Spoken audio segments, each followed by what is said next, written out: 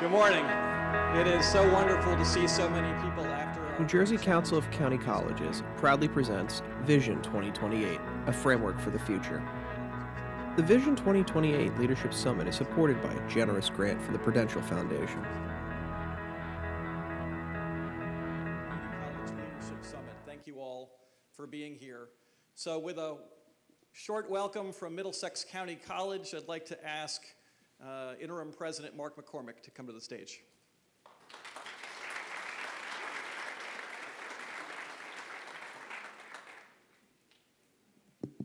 Aaron's taller than I am. Whoop. Are we good? Good morning and welcome. I wish I could have fixed the weather for you, but I don't have that power yet. Before I offer some brief remarks to introduce the day, I want to acknowledge the service of our student ambassadors. They're in the back there. Please give them a round of applause.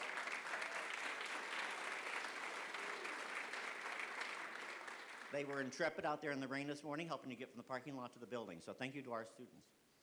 Each of our 19 county colleges in New Jersey, like any college or university, wants to be special and unique and recognized for that. Some things we claim about our institutions are simply facts. For example, Bergen Community College definitely has the largest enrollment, and Salem Community College, where I used to work, has the smallest. Brookdale Community College sits on the grounds of the beautiful old Brookdale Horse Farm. Camden County College claims to offer the lowest tuition in the state. Mercer County Community College offers the only funeral service program in New Jersey, and Salem again offers the only associate degree program in scientific glass in the nation. And Rowan College of Burlington County claims to be the first community college in our state to be authorized to offer junior year courses as part of a 3+1 with their partner, Rowan University. Those are all relatively easy facts to verify and validate. Then there are facts about geography. While all 19 of us claim to be located in the state of New Jersey, such claims seem a bit questionable to me at times. For example, Salem, where I used to work, I think it's really in Delaware. Atlantic and Cape May County, I think you're on the Delmarva Peninsula. North of Passaic are part of New York State. And Sussex, I just told John Connolly, that's in Canada. And we all know that Hudson County is really the sixth borough of New York City. So in the spirit of good fun, I want to review with you briefly a few of the claims we make on our website that maybe fall between fact and wishful thinking. At least 4 of our 19 county colleges claim to be the first community college in the state. Let's take a look at the evidence. Ocean County College has a document from the state from early '64 that authorizes them to be a county college under the new County College Act of 1962. Union College claims an apostolic-like succession in an unbroken line to predecessor institutions of higher learning dating back to 1933, and they rest their claim apparently on some ancient tablets found in the state by a Union County gentleman in the 1800s that contains a prophecy that one day there'd be a community college in Cranford. A related claim from Cumberland says they're the first community college to open its own campus. And several of us claim to send the largest number of transfer students to our partners. Essex, for example, claims to be the largest center to Montclair, NJIT, and Rutgers. And by Rutgers, I think you mean Rutgers Newark, because we in Middlesex claim to send the most to Rutgers New Brunswick. Speaking of evidence, some of those points are rankings from external organizations to validate our claims as being the best. So for example, a lot of us say we're the best for veterans: Warren, Mercer, Middlesex. Rowan College at Gloucester County claims to be one of the fastest growing community colleges according to Community College Week.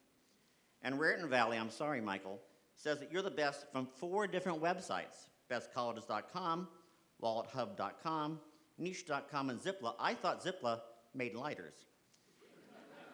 And sometimes no evidence is offered at all. Warren, for example, claims on its website to be unique, period. So I believe I've recognized all 19 of us fairly and unfairly, and I doubt we will resolve the contest among us about who's the best, the first, or the only. However, what draws us together, especially today, is not our differences, but what we share in common. While each college has a distinct character and history, and we all share a common mission, we want to provide affordable, quality education to our citizens to help them be ready for transfer and the world of work. We all face similar challenges, and our students have similar needs. Here's a few stats about students at Middlesex that probably are familiar to you from your own college. 52% of our students are the first in their family to attend college. Many are immigrants, the children of immigrants. For many, English is not their first language and not the language they speak at home. The vast majority work.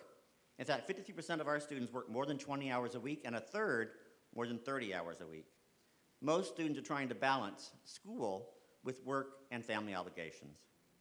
So I applaud Aaron Fichtner and the Council of County Colleges for bringing us together today with a vision of creating a shared vision for all of us. I truly believe that our advocacy efforts will be stronger and more effective as a group working together than we are individually. And I think with the shared Vision 2028, we'll be stronger overall. In closing, I wish to thank Aaron and his staff for selecting Middlesex to host this event. And Aaron, I know you selected us because we're the best. Thank you.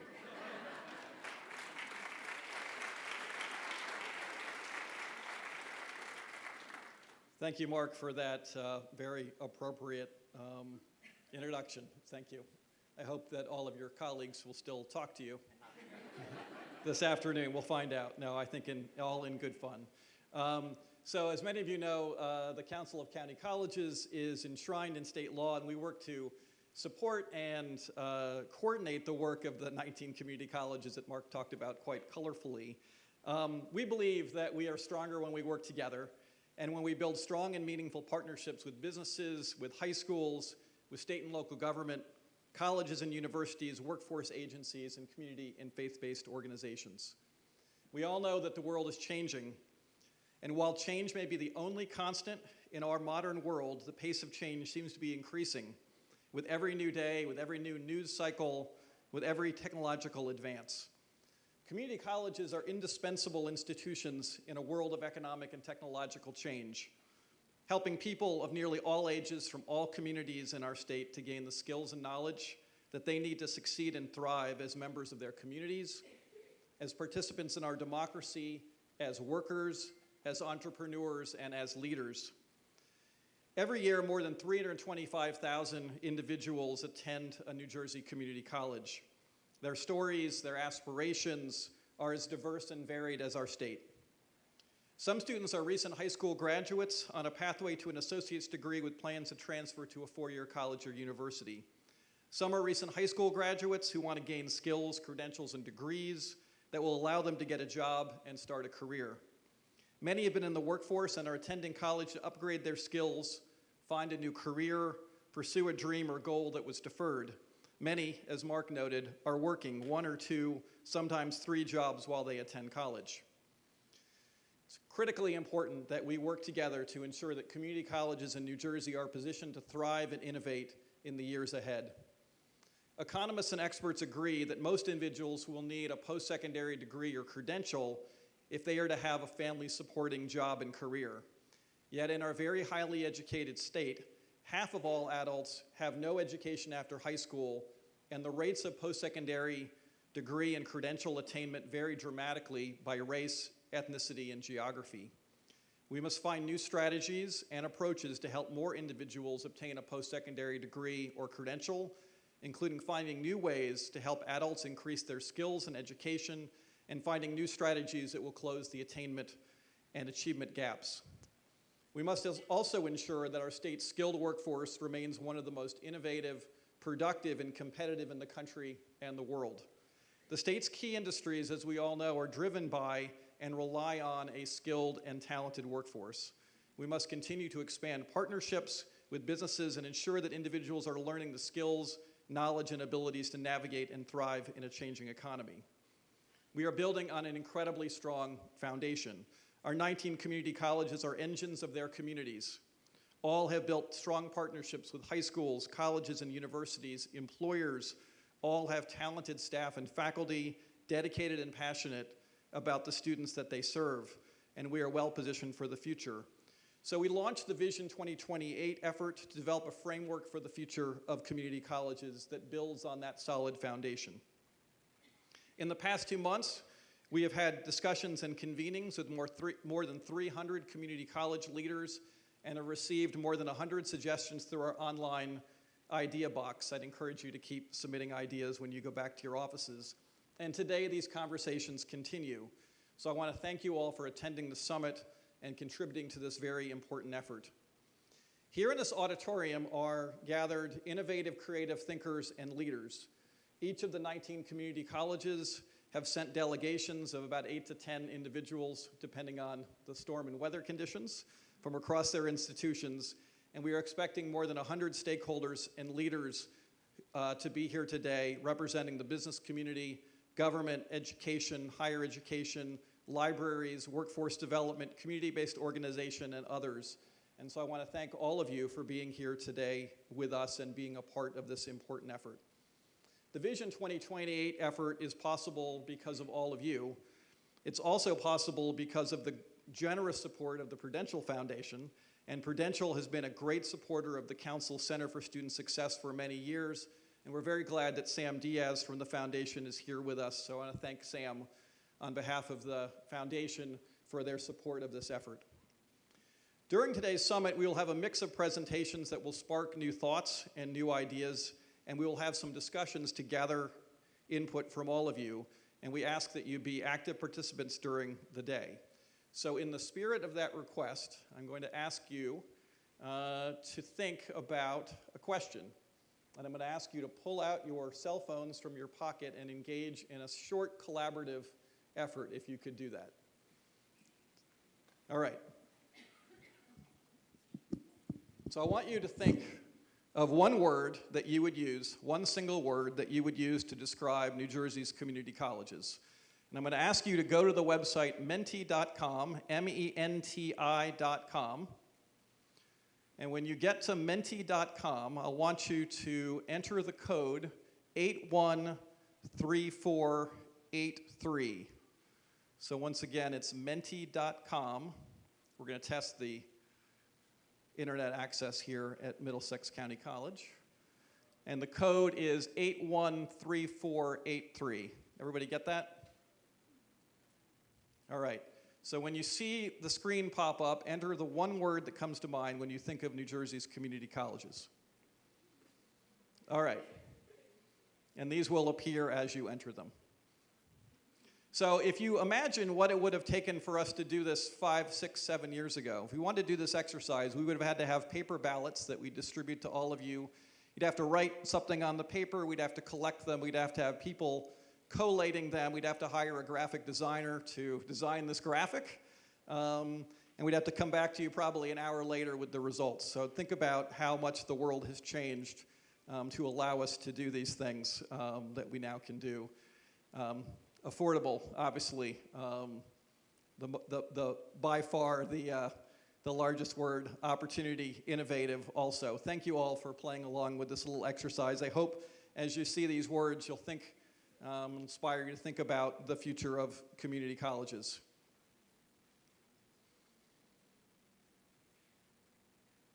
So we have a very busy program today. In the morning, we're going to hear from two of New Jersey's leading thinkers about economic and technological change, and then we'll have a panel discussion on the challenges and opportunities made possible by that change. So I'd like to now invite our first speaker to come to the podium, Dr. Bill Rogers. Dr. Rogers is professor of public policy at the Blaustein School for Planning and Public Policy at Rutgers University. He's also the chief economist at the Heldrick Center for Workforce Development. He's an elected member of the National Academy of Social Insurance and serves as the Academy's board chair, and he's a non-resident fellow at the Century Foundation. Prior to joining Rutgers, Rogers served as the chief economist at the U.S. Department of Labor, served on the National Urban League's Council of Economic Advisors and President Obama's Department of Labor transition team. Bill regularly appears on TV in a variety of mediums and is called upon by journalists to talk about his areas of expertise, which include compensation, pay equity, diversity and inclusion, the labor market, and general economic trends. I was honored to I was honored to work with Bill when I was at the Heldrick Center, and now I get to see him on Meet the Press and hear him on NPR. So without further ado, Bill Rogers.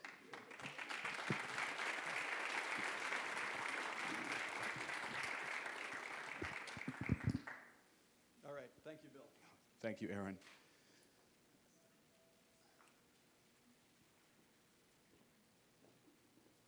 Let me just do a test run here first. Oh, Flew by. Okay, great. Thank you. Good morning. So, yes, I'm an economist, and I'm proud of it. I got preempted again. I usually, from Aaron was talking about some of my press things I do. One of the first times I was asked to go on NPR, and I was driving to the studio. Got the call from the studio saying, Professor Rogers, you know we invaded Kosovo today. So you can turn around and go home. We're going to devote the whole show to that. So the weather must have known I was going to come with some depressing news, and so the weather preempted me a little bit here, because I know I was very kind of depressed around. Is this a sort of a foreshadowing what the winter's going to be like? And I hope not. But actually, I'm going to start off with what I think is some depressing sort of news, and some of it you know, for many of you, you're on the front lines, so you experience it, you see it on your daily lives. But I am going to try to end, I will end on a positive note, that we do have choices, we do have the ability to make change. We just need courage in many places, and resources. So what I want to do first is talk with you about just, now it doesn't want to work. Okay. What I want to do is talk with you about three challenges that we, all of us collectively face. Challenge number one is unhealthy structural inequality. What do I mean by that? Well, we have several ways I can describe this. Number one is the dramatic income inequality that has emerged since the 1980s. So this is just showing you, I'm just going to buzz through these really quickly, this is just showing you by portions of the income distribution where we've seen just a massive sort of widening in income at the household level.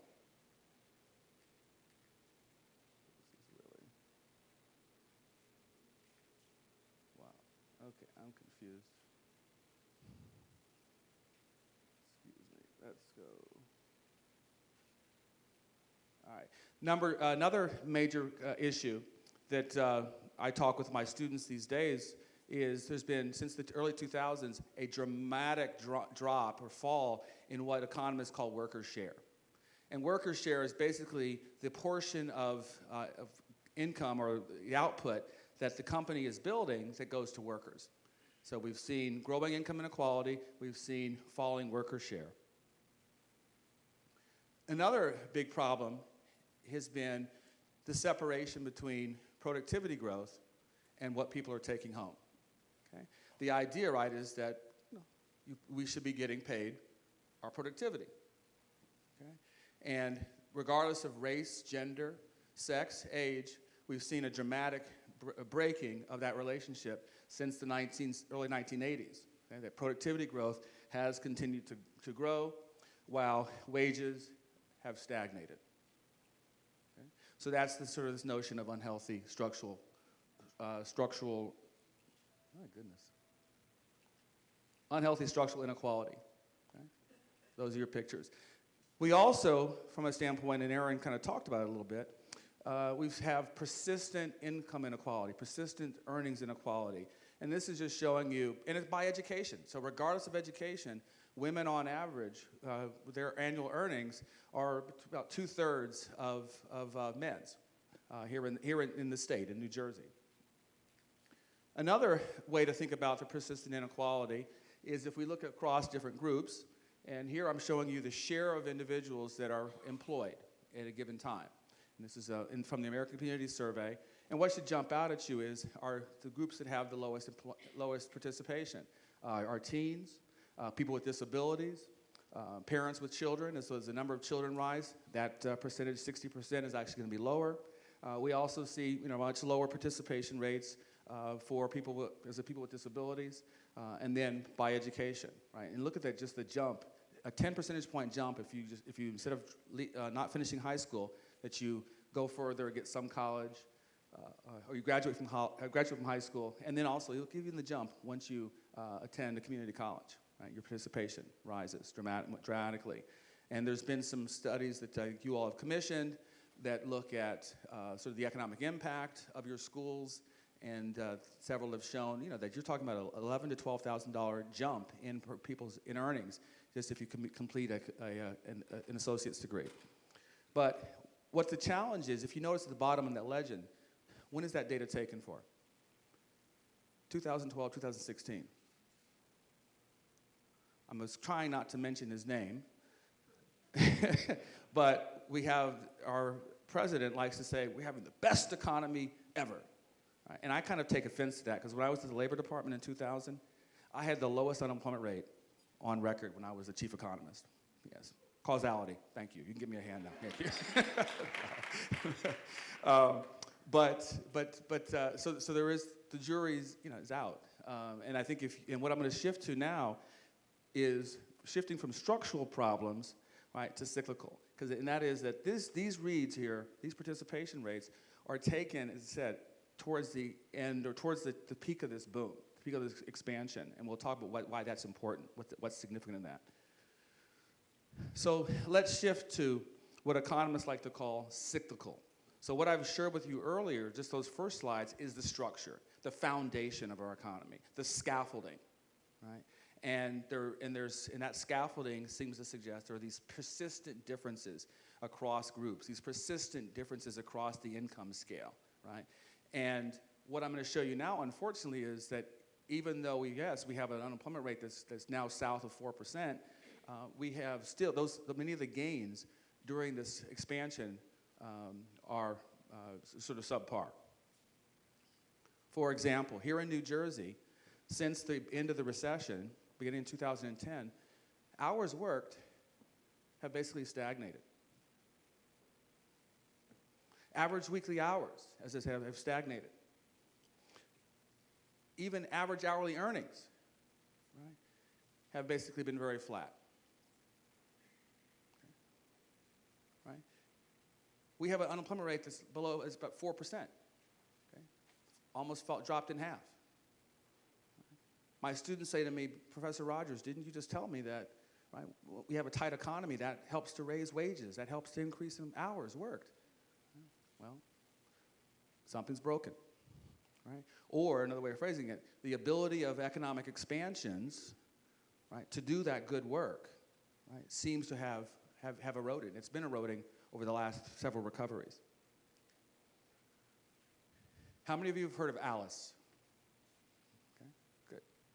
So my colleagues at the United Way of Northern New Jersey and myself, when I was on several of their boards, we created this concept of ALICE, basically around living wages, where we've estimated for New Jersey, right, the share of households that are asset limited, income constrained, and employed, the share of households who don't have enough, right, of resources to be able to cover their budget items, so their housing costs, their child care costs, their health insurance costs, right? And what we've shown over the years is actually, unfortunately, an increase in ALICE. Right? And what's also even more striking, right, is that the increase in ALICE households as a share of households has occurred when? The period of, right, the best prosperity. And so your economic theory would suggest, right, the number of ALICE households should do what? Should go down. Should go down. And it has not. It's continued to grow. It's continued to grow. And we're not the only state where this has been happening. One of my sons goes to school in Maryland, and I was asked to talk about the ALICE report there, and we see the same issue, that ALICE households have been rising. Why have ALICE households been rising in the specter of falling unemployment? Well, stagnating wages. Hours worked not rising as much we would like to see. And then also, if you look at the components of ALICE's expenditures, what do you think is the biggest one that's been growing? Healthcare, exactly. You read the report. Exactly, healthcare. So this notion, right, that we can just expand the economy, have a great economy, yes, it's one of the first requirements, but it doesn't promise that the pie is going to be shared. It doesn't promise right, that the pie is going to be allocated in ways that reward people's productivity. Right? And that's where you come in. That's where other government public policy comes in. Okay? So let's talk about that now. But before we do that, I want to give you a little, even some more. Let's just view this as, this is ammunition for you. I'm not trying to depress you. This is ammunition for you to argue and justify what your work is doing. One of the most chilling pieces of findings from some of the Alice work and the recent Federal Reserve report is that 40% of American adults, okay, 40%, don't have enough savings to cover a $400 emergency bill. 40%, almost half of the population, half of households. 43% of households can't afford the basics to live. More than 25% of adults skipped necessary medical care last year because they couldn't afford it. Again, this survey, these results were done within the last year or two in the times of a great economy. So something's broken. Just some other factoids for you. 1 in 5 adults aren't able to pay all their bills every month. Only 38% of non-retired Americans think their retirement savings is on track. Okay. And you see the by ethnicity in terms of people feeling that they're doing financially okay. Challenge number 3. Okay. Let's look into the future. Future is a concern. Why is it a concern? Well, today, 51% of jobs pay less than $20 per hour, 70% paying less than $15 per hour. Okay. Going forward, projections on employment up through 2026, 81% of the fastest growing New Jersey jobs will pay less than $20 per hour. What educations will those require? The bulk of these jobs will not require a great deal of education. So think about scaffolding. Think about the foundation. Right? Think about the inequality picture I showed you. Think about the persistent differences across the various groups. Potentially more of the same. But if we address, first identify what our major policy challenges are, we can address these issues. We can turn the ship. The national level and state level, we want to, I think, working on trying to maximize our gross domestic product, that's growth. There's a desire to be over 3.5%. Okay.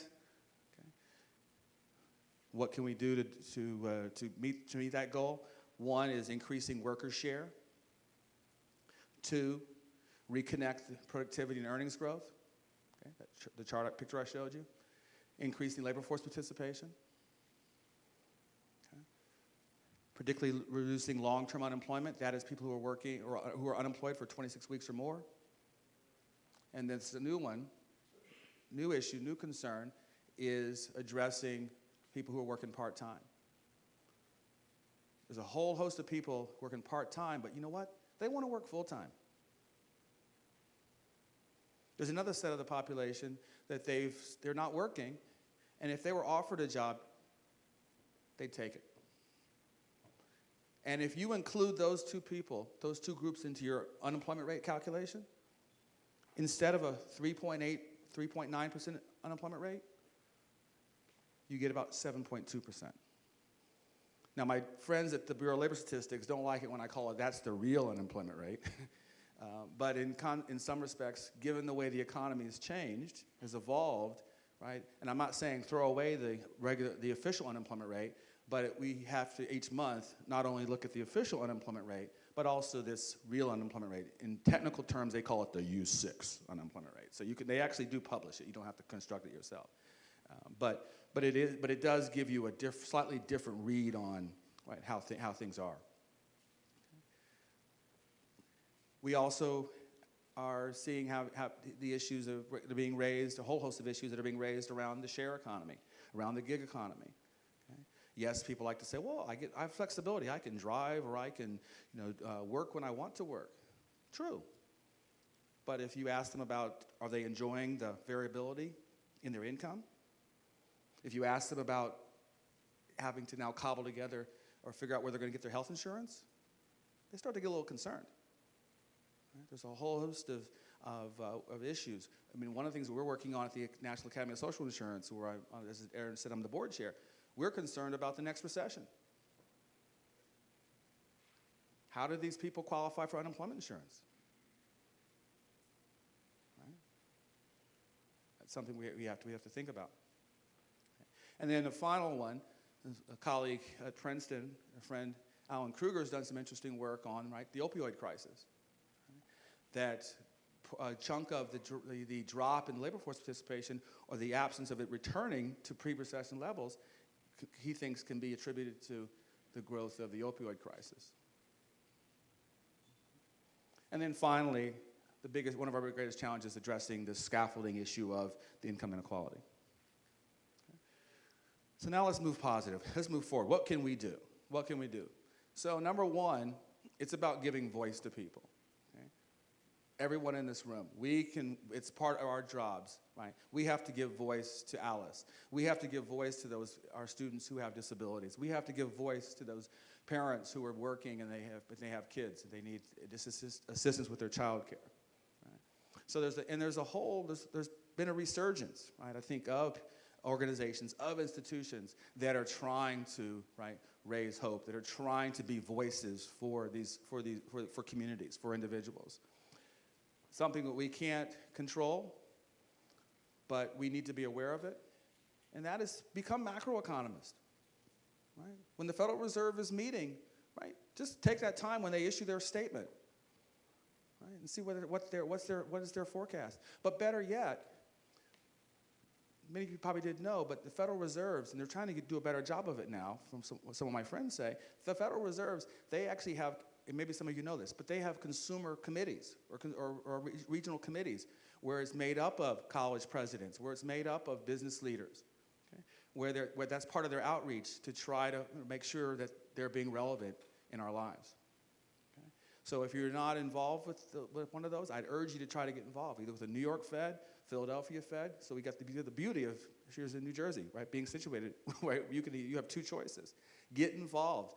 Again, it's about being an advocate for our constituencies, because they are engaged in this conversation around. They're starting to see signs of inflation. And so they are having the conversation. Do we raise interest rates? Right? Which will then have the effect of possibly slowing the economy down. Okay. So the final bullet there I want to talk about, and then I'll move forward, is investing in nonprofits. One of the things that we learned during the Great Recession was we saw a massive increase at United Way's in our clients, match big growth. But what was also very chilling was two things. One, they were individuals and families and communities that hadn't been utilizing United Way resources prior to the Great Recession. Okay? So it was a new face. Then number two was, as the economy got better, their need continued. Their need continued. So right, it's a national conversation, but it's been going on for a number of years, and that is, and it's an interesting political sort of set of bedfellows. But long and the short of it is there's some pressure to reduce or to cut the charitable tax deduction. Okay? And I know for United Way, and probably for many of the organizations that you partner with, nonprofits, a cut in the charitable tax deduction will have a non-trivial effect on donations and your resources. Because this is not going to affect the Bill Gateses, the Oprah Winfreys. It's going to affect people like ourselves, right? Who are trying to do the right thing. But when push comes to shove, if there's those changes made, it'll have a dent in our donations, and hence the resources. Because the problem is, because of that the house is on fire with our scaffolding, but also because of the effect, the inability or the lessening ability of the macroeconomic growth to reduce poverty, to narrow income inequality, to narrow racial and gender inequality, right, we still have intense amounts of need. Here we go again. Got it. Okay. How do we continue? This is a question of expanding and widening prosperity. Here's where you all come in. The United Nations has this really awesome concept I embraced a couple years ago called human priorities. Anybody ever heard of it? Heard of human priorities? Besides your own? Okay. Human priorities can be broken up into two components. Human capital, investments. Okay? So that's what we're doing. We're all about, right? Investing in education, investing in training, removing barriers so people can, right, acquire education and training, build their human capital. But the other component of human priorities is social capital. Okay? Social capital. That if we invest in community centers, that if we invest and make sure our social safety nets, unemployment insurance, workers' comp, that if we invest in and make the right decisions around what's the best model for Social Security, okay, that those investments in social capital, along with our human capital investments, which bleed into creating investments in human priorities, you know what's going to happen to economic growth? We're going to get growth, but also how is that growth going to be distributed more widely? Right? And what has happened is, I've done some work that have shown when you look at so human priorities as a share of national income since World War II, we've had 2 periods where we've had a slowdown of our investment in human priorities. Guess when they were? You can blurt. I encourage blurting. Guess when they occur. When did those slowdowns occur?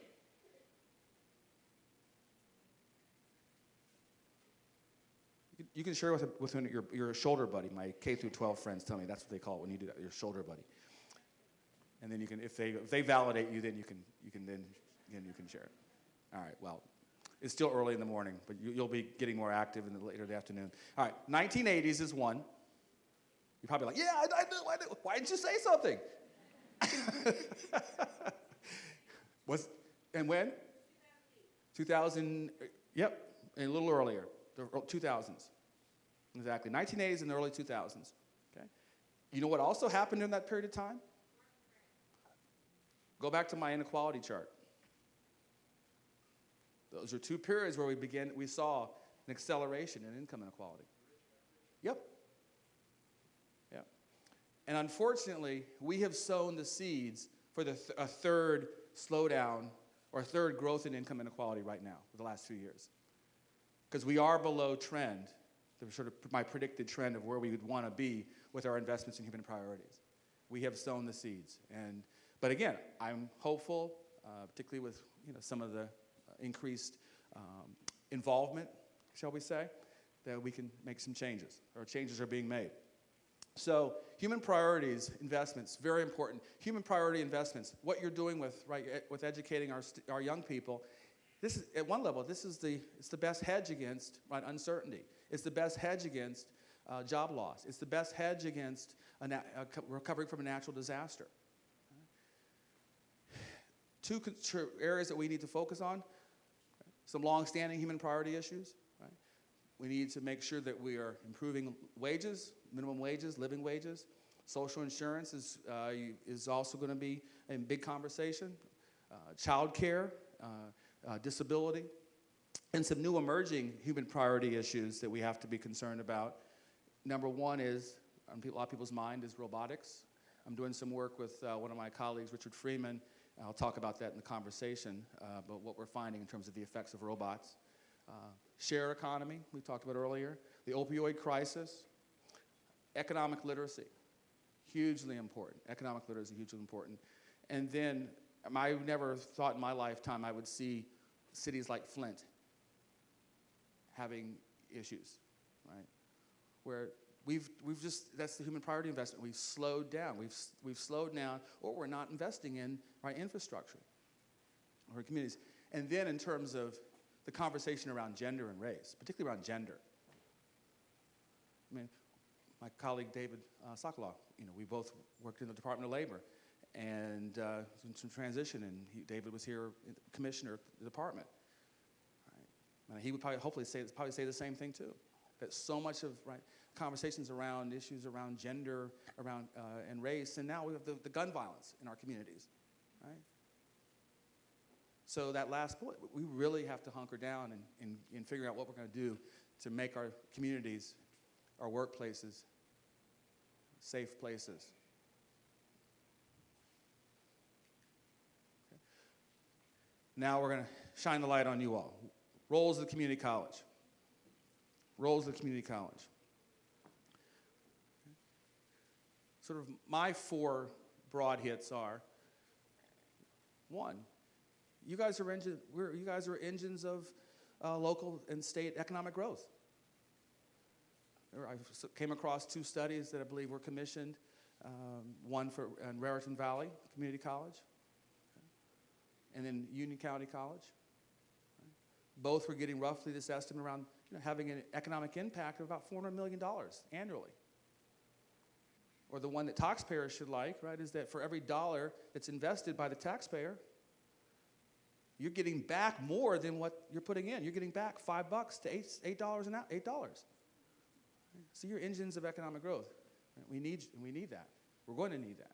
Number 2, you're helping community members increase their productivity and thus wages. My mission statement from the school board I was on, I've carried that with me. You all are about creating lifelong learners, independent thinkers, and responsible citizens. That's what it's about. Right? This would make you feel a little uncomfortable, college presidents, but it's true though. And I have sort of the experience to back it up. When I was at the College of William and Mary, we had a living wage campaign that was going on. I came back from the Labor Department in Washington, and there was a logjam. The president of the college wanted to do the right thing, raise wages of his landscapers and housekeepers, who were earning $7.50 for decades. But he had a board of governors that were very conservative. They were nominated or appointed by Jim Gilmore, George Allen. And so these are people who thought that, literally, they thought having faculty pay more for parking on campus than landscapers, they thought that was socialism. So we came up with a story. I said, I can solve your problem. I can turn this into a management problem for you. Right? Here's a technical term for you. Right? If you pay people crap wages, what are you going to get? Low morale, high turnover. Okay? So we made adjustments, and he made the adjustments. Unfortunately, after I left, and this is not causality, but after I left, the committee did disband, when I heard like 3 years later. But more to the point, though, is as higher education institutions, right, it's in our mission. We're educating people, so I think in turn we need to be educating and providing opportunity for our employees, right? All of our employees, regardless of what their occupation is. So the challenge I throw out to you is make sure we're paying Alice-level wages, provide benefits, and then offering training and opportunities for advancement. Okay? And then the final one, which I know many of you do, so it's just more of an urging and just reminding you how important that you're serving as an advocate for Alice, that you're serving as a champion for your communities is just so, so important, especially today. So I urge greater public and private and really what the message is, urging and imploring and using the evidence about your economic impacts on your community to argue for why we need more investments in human priorities. So the last slide I want to just share with you are just over my career, a variety of phrases that I've kind of grabbed and I hold on to that provide sort of guidance for me, that remind me when I get frustrated. Because I know we all, raise your hand if you get frustrated in our line of work. Yeah. Okay. You probably wanted to raise both your hands. But I do too. And so I've had some great opportunities starting and just great people I've learned from, starting with my parents. Retired social worker, and a retired computer scientist. So that's how you get an economist, if you ever always wondered that. Okay. And so key phrases for us to remember. Number one, economic growth. Simple little equation. Economic growth is equal to productivity growth and population growth. Right? And we all are contributing to that productivity growth part. Okay? Number two, take a riff off of Tip O'Neill's statement about all politics is local. You know what? All economics is local. All economics is local. So go back to those economic impact studies that you've gotten. We're about empowering Alice. We're about advancing the common good. We're about creating lifelong learners, say it with me, independent thinkers, and responsible citizens. Let's say it again. Come on. Louder. Come on. Do we have to do it one more time? Okay, one more time. I saw a woman shaking her head. Come on. We are on the front lines. We need to be more engaged, more energized. I know it's a challenge. Let's do it. One more time. Creating lifelong learners, independent thinkers, and responsible citizens. Give yourselves a hand. Here we go. Yes. Okay. And my last one for you. We're all old enough, we remember the Fram oil filter commercials from the 1980s, right? The tagline, you can pay me now or you can pay me later. That's what this is all about. Thank you.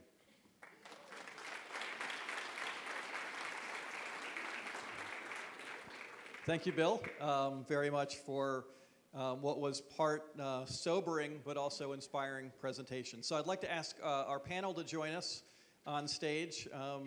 Bill's going to sit down and join the panel. We have on our panel this morning Tony Monroe, president of Essex County College. We have President Mike McDonough of Raritan Valley Community College. We have President Fred Keating of Rowan College at Gloucester County. And we have Tamar Jacoby, who is the president and CEO of Opportunity America. So we're going to have a short conversation about some of the points that Bill made and talk about the challenges and opportunities and solutions that we might pursue in community colleges to the economic challenges that Bill raised.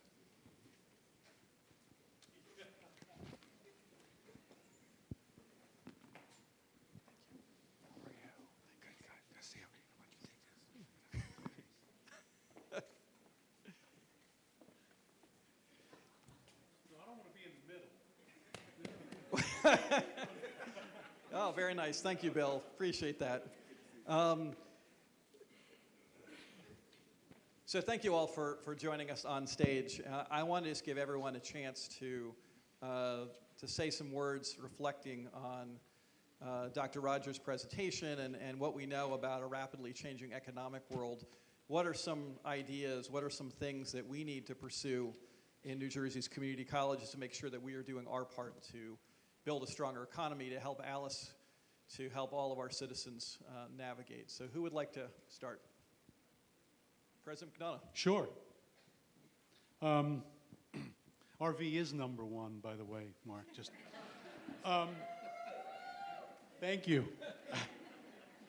I want to begin by suggesting that there's one large sort of framework to think about that might promote some strategies.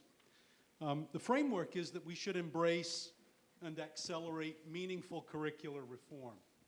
I think the time is now appropriate to think about our students, our learners, and integrate a curriculum that blends, on the one hand, new technical literacies, and I'm thinking of coding, I'm thinking of data analytics, that provides students opportunities for complex critical thinking strategies, that teaches social skills that are essential to this economy, like teamwork, like creativity, like cultural agility, the ability to work with people from various backgrounds.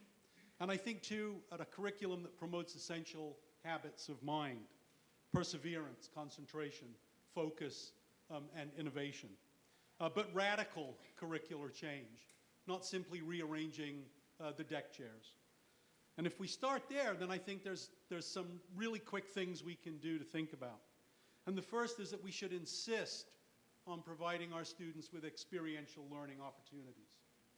That we get our students into the world as quickly and as often as possible. but that those experiences must be meaningful. They must be linked to classroom competencies, and we must assess those experiences. The second thing is that we really must make our students have a global education. We must pursue and thrust our students into the world. They must experience the interconnectedness of this world.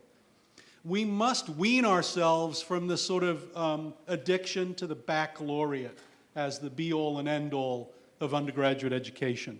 We must explore more credentials. Credentials that are just in time, that are industry recognized, that are stackable, that are competency-based, and most importantly, that are student aid eligible.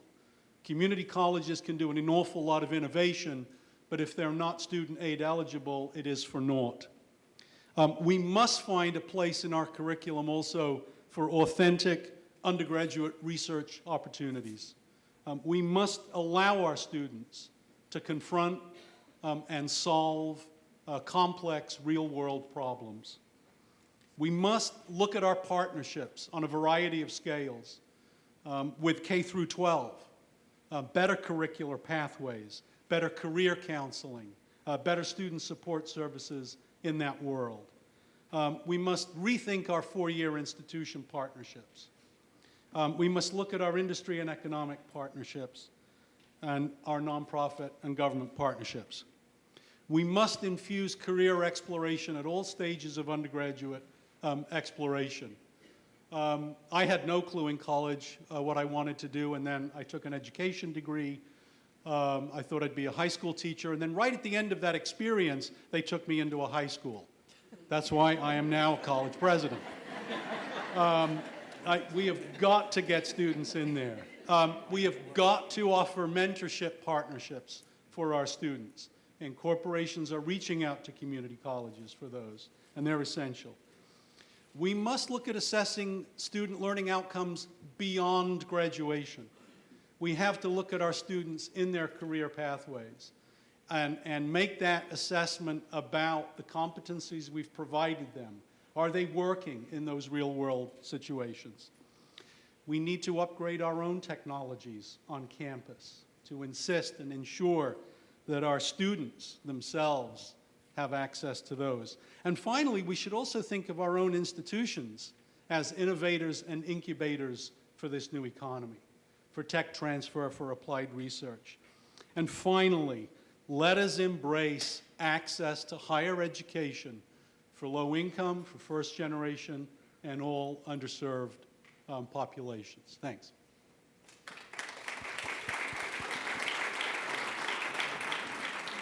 Thank you, President McDonough. President Keating.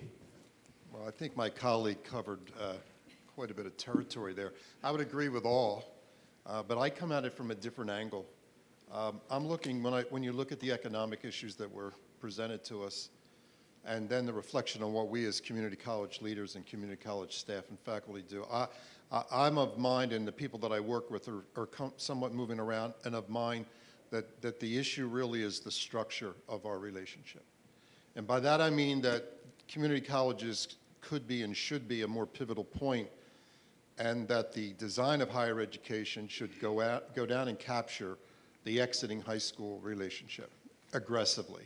So that the idea of, and I don't want to get into a K-20, I know it's on your agenda later, but this idea that we are silo-driven and we are somewhat isolated in relationship in the higher ed scheme of things.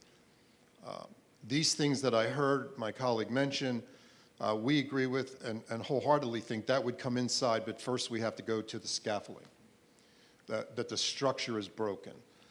We all insinuate it, but I think at this point we're going to have to start believing it. So by that I would say that community colleges have to overlap aggressively the high school exit, and that should become a part of the design. And it should also go to the four-year senior partner and overlap it and in some ways mirror it, and that should become a part of the design. And if you look at that then as an accepted structure that can withstand the economic pressure, I think it provides an opportunity for time to degree, which when we were doing the affordability work, kept coming back to us that the structure has to show a pathway, that students today needed to be guided, and it has to be designed so that they can see it, understand it, and recognize how much it's going to cost. Because the front load of money is as critical as the back end of what they're going to have to attain. A baccalaureate is basically becoming a baseline. Master's and doctoral considerations are going to enter into almost all professions. It's already doing it. So you got to be in for, as we say, the marathon, not the sprint. So again, we hang our thinking of the economic pressure on this design that it allows students to enter into college, because in the end, it's going to be how long it takes to get to the credential that would allow some employability. Associate in many cases, baccalaureate and other, finally the advanced degree, but the idea that the structure would show them how you get there the fastest way. That because a day away from employment is a day away from paying back the debt or being able to sustain and have the ability to then do the other aspects of life, home, transportation, healthcare, and those aspects. So this idea that you can take 6 years to get to it, deferring the payment and the debt, just does not work. It takes a strange situation and it makes it worse. So this idea, again, that you can get a community college to literally be the pivotal point in the middle, attaching to high school population, where I believe every high school student should leave, if capable and desirous, with a semester, if not a year of college, before you leave high school. Many aspire to get an associate's degree prior to graduation, and we give them out in record numbers every year. But again, that's by design of an individual who's capable to think that way, act that way, and is supported in their home to come to that decision. I believe it should be structural, that everyone should. So we preached in our Affordability Commission that New Jersey would allow the community college with the high schools to guarantee an individual, again, capable and ready, to have at least a semester of college. Now, if you do that and they are somewhat more aggressive on their own, they could accomplish a year or associates. So we would lay out a pathway from the degree to the semester, with the understanding baseline guarantee allows that transitional bridge that they can become a part of it, understand it, better performing in that arena, and also the ability to take off some of that cost right out of the gate. Because in the three-way split, or the four-way split of that consideration economically, allows a student to get through with little to no debt whatsoever. And we provide the economic access of the most affordable in the state, in the country. So with that design, then once in, I think community college should spread their overlapping to the four-year schools that we should move into, as we proposed in New Jersey, the third year, which was really a compromise position. We believe in the community college that I work with, that we should be offering the baccalaureate. It's a less expensive consideration that could be labor-focused, labor-driven, to the idea of apprenticeship. Oh. I have one fan. One fan club. This idea that we would have the baccalaureate as part of it. Now, we could stay in our lane of the applied sciences, which drives a different type of study, which is certificate-driven. That should be then translated to credit, and that credit should be aspirational to more. But if it's not, you can go and exit, and you on-ramp, off-ramp your education as time and when you can and should. You can work while you go back to school. Hopefully, we speak to the Chamber of Commerce, back to this idea of community involvement, that we said to labor and to business, you have some obligation that's increasing to be part of the educational arena.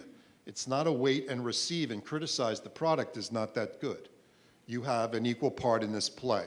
So this idea of putting money into internships that are paid internships, that then go back to even to the university or the college to be a tuition account driven. I know the IRS has a problem with my thinking, but whatever. Somehow that money gets into the concept of education. I never let that get in the way. So that money goes to the tuition, which makes it then an affordable consideration. You're basically getting up to a point where you now have an individual who's in little to no debt. So the baccalaureate, maybe it's the applied science, maybe it's the BSN. We're wrestling with that as a state as we speak. But to allow the county college to get up into the upper level. If it has to compromise at a third year, so be it. But it should be up to the fourth. Now you have community colleges that are anchored in labor and workforce driving degrees, credentials that are going to be employable. Unfortunately, we're going to have to drive to that, teach to the test, and seek a way to make it without a mountain of debt. And I think if we structurally change it structurally change it. Then these other components can come in and be a part of the conversation, and I believe give us a better product to deliver against what we just heard. Great. Thank you, President Keating.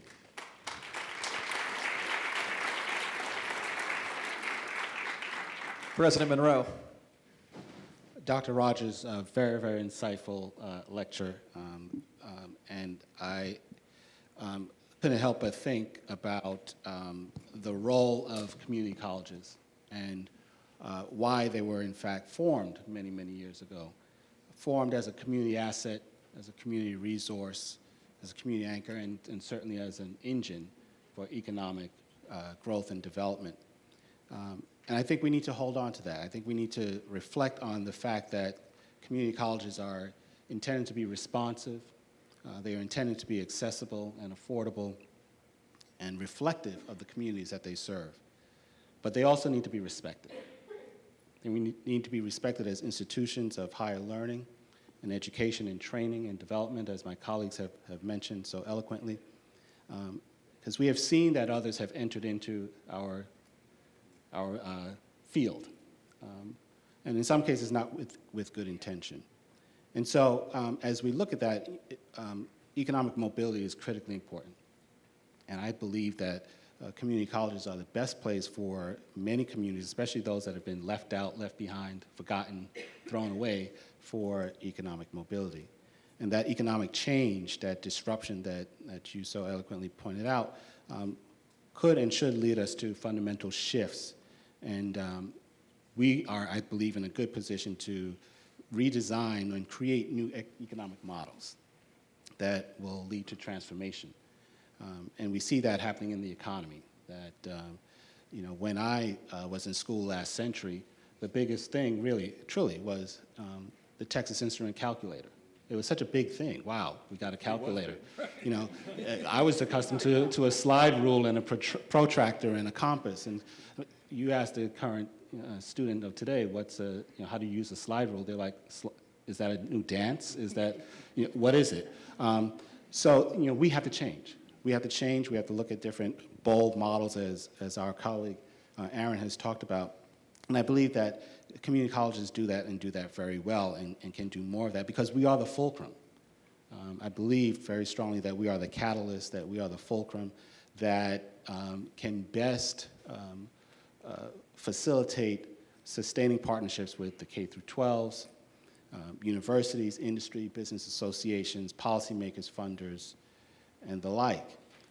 And so as we look at learn and earn opportunities, apprenticeships, internships, stackable credentials, modernizing and contextualizing our curriculum, I truly agree with you, Michael, about the importance of global education. We are in a global economy. Let's not fool ourselves. We're competing with foreign industries and foreign countries, and our students can do it, and they can do just as well if we create those opportunities. So embracing new ideas around curriculum, about pedagogy, about training and development, competency-based education, prior learning assessment, experiential learning, guided pathways go a long way, very, very long way. And so what are the recommendations? Well, there's a long list. But I think we need to hold on to the fact that community colleges, I believe, are in the best position to be the economic driver, the economic engine within local communities that can drive transformational growth and transform communities in a way that no other institution can do. So we need to embrace innovation. We need to embrace our history. We need to embrace the fact unapologetically that we are the ones that do it best in terms of serving our students, meeting our students' needs, meeting our students where they are. And so, yes, baccalaureate degrees is something that is critically important that community colleges are doing in about 26, 27 states in the United States of America. Why not New Jersey? I'm putting it out there. Why not New Jersey? It works. The model works. We need to look at different consortium models for how we as the 19 community colleges work together and leverage our expertise and leverage our resources so that we can better serve the 300, 350, 400, and growing thousand students that come to us looking for an opportunity to get a quality education that's accessible and affordable. We need to invest. We need to align our non-credit and our credit courses. We need, quite honestly, we need to just really rethink that, that approach, because time is important and time costs. And we want to have not just the fastest way to degree completion, but the most efficient and impactful way for individuals to get a credential of economic value. And I think that's critically important. Not just get a degree, but get a credential of economic value that is recognized by the industry that they are going into. And you know, the whole notion around developmental education, remediation, what is college ready or college readiness, the role of K through 12 in helping students become college ready. What do we mean by college ready? I think is something that we need to grapple with. And so I'll end there, but with the challenge that we do not forget those who are missing, those who are left behind. Your data clearly spoke volumes, that there are populations of folks, even with our best efforts, that are left behind. And we cannot forget them, and they are the ones that I believe we should be putting greater effort in helping.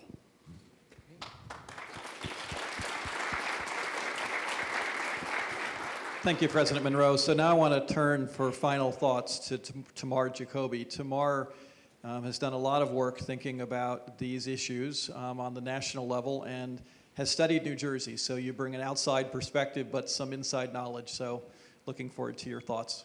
Thanks, Aaron. Well, it's the worst words in the English language. I'm from Washington.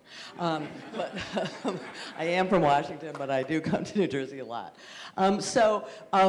Far be it from me to even put asterisks on Professor Rogers' really powerful talk, but I thought he was going to talk more about the future of work.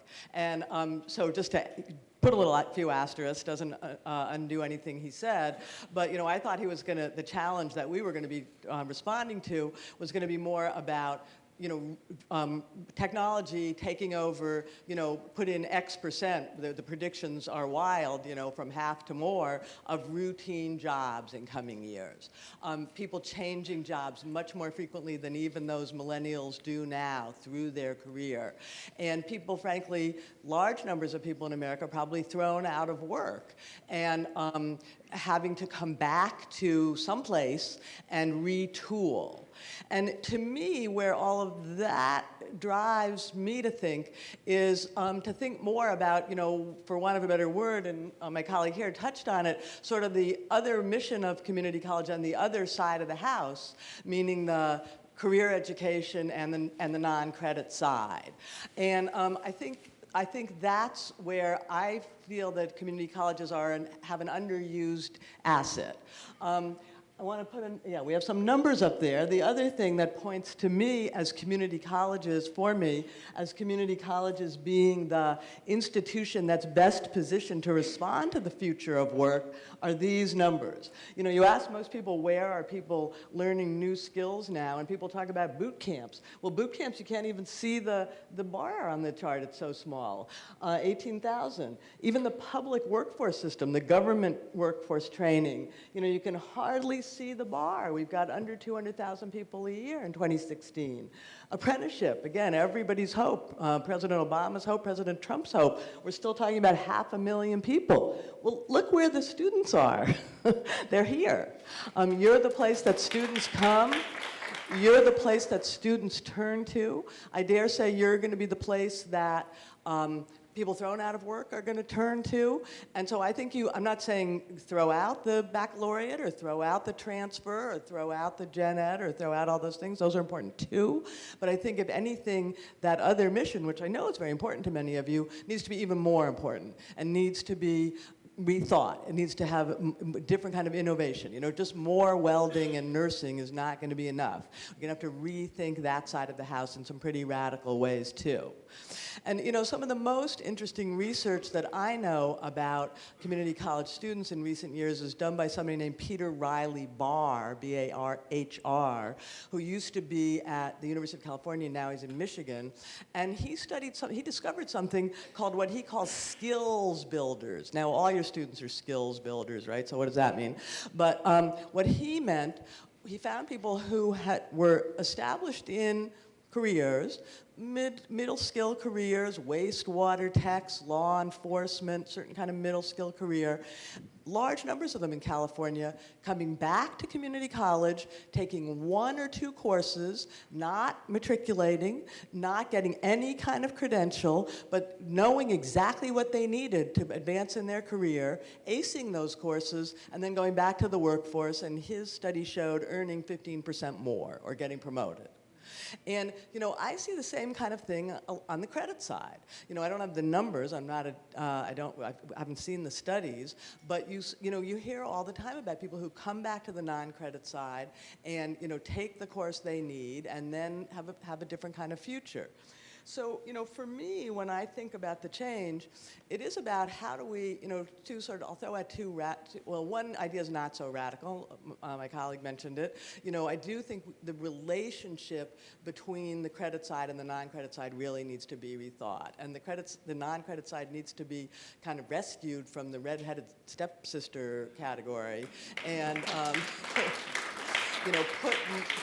given much more prominent, important role in the institutions. But then, of course, the bridges between the two also need to be strengthened a lot, and it needs to get a lot easier, because some people will go to the non-credit side and then go to work, but some people will, suddenly discover they like learning and they'll want to go to the credit side, or they'll come back later in life and want to go to the credit side. So, it's about a stronger credit side, it's about better bridges, and it's about a better balance. But the other kind of radical idea that I do see happening now in a number of campuses in a number of states is the idea of what I call kind of unbundled or decoupled community college. And that is just more options and more kind of intentional thought around these options for people who are just going to come back, do one thing they need, and then go back to the workforce. And of course, that would require the state to change how it judges you. Like graduation rates wouldn't be the be-all and end-all anymore. But people who young man I met recently in North Carolina who'd had 2 associate's degrees and still couldn't make a living in the place he lived in North Carolina, and he came back and he took a 13-week course in advanced manufacturing and went out and got a great job. So, I think you all need to think about how to develop those unbundled, decoupled options, not at the expense of other things necessarily, but also not the poor stepchild anymore. So try to be provocative. Come from Washington, be provocative. Thanks for the opportunity. Thank you. Thank you, Tamara. I think you did that. I think it's safe to say that we could have this conversation for a couple more hours, but we have a lot to do today. So I just want to ask Bill, hearing these thoughts, if you had any final moment of reflection and advice for us as we go forth today. Reflection, okay. So, at the risk of oversimplifying things, or the idea here, and this will partly give you sort of the rationale for the approach I took. Our goal is we want to educate, train the next set of leaders, and we want to provide them, whether it be Alice level or above Alice level wages, or living wages, or beyond that, right? And there's 2 ways to do that. Okay? There's 2 ways to do that. This is the potential oversimplification. Approach number 1 is the investing in education training. It's helping people understand that they need to be culturally competent. It's making sure that they understand, right, and learn the soft skills, right, that you spoke of, Mr. President, right? It's also making sure that we're providing opportunity for career technical, right? So I served on a career technical board when I was in Virginia, and we did amazing work. But the other part, the reason why I spend a lot of time talking about the economy, about the scaffolding, about this issue that we're in the best economy since World War II, and our economy is not generating Alice level or wages that sustain families, is that yes, we need to do everything that you're doing. You have to do that. But I also urge you to get involved more with that aspect of how we improve work, how we improve the wages that are getting paid. Right? Unions on one level are not as strong as they were in the past in terms of being able to provide that union wage premium, right? Benefits, right?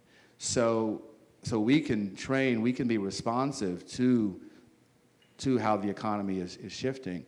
But if we don't make sure our institutions are reinvigorated, okay, right, we're still going to see those forecasts of, right, the fastest growing jobs are going to be, right, paying below $20 an hour, right, the fastest growing, and so what I was trying to urge you to also play in that field even more of, right, about using the leverage that you're going to have in the next coming years.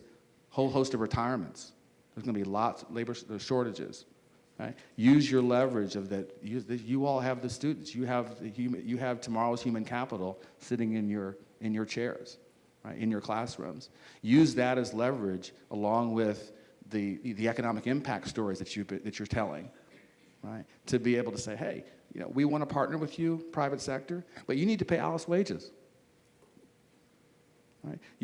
Or that we're going to commit to providing opportunity, but we want to make sure that if you come and do an internship with your organization, that you're getting a stipend.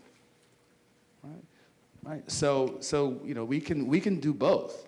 We can educate and train, but we can also make sure that the nature of work, the quality of work, right, is above some standard that we all agree upon. So thank you. Great, thank you. And please join me in thanking our panel for an inspiring conversation. So thank you. Thank you all. I think the conversation has begun. I want to encourage all of you to continue the conversation. If you go to menti.com, you'll see in the bottom of your program and enter the code 116008. I'm sorry, we have a changed code. Apologize, an announcement. We have a changed code on menti.com. It's 853986. So if you enter that code, you can continue to provide input and feedback. So with no further ado, I'd like to introduce our Secretary of Higher Education, Zakiya Smith-Ellis. As many of you know, Governor Murphy has put community colleges at the forefront of his strategy for making New Jersey a fairer and stronger economy and a stronger place to live. Dr. Smith-Ellis has made her mark in the last 8 months on the job and is an incredible partner for us here in the world of community colleges. So without further ado, Dr. Smith-Ellis.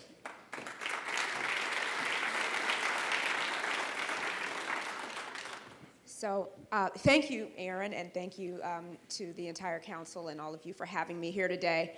I am really thrilled that you all are having this conversation, not just because it's an important endeavor, but also because we're at the same time developing a state plan, as many of you know, for higher education.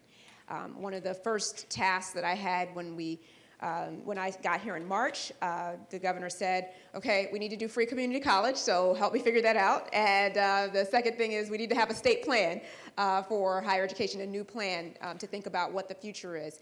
And that directive to him, no doubt, came from the number of people that he talked to and the priorities that he had, but also because I think there was some sense within the community in New Jersey that we needed to be thinking about a better way forward, a proactive vision.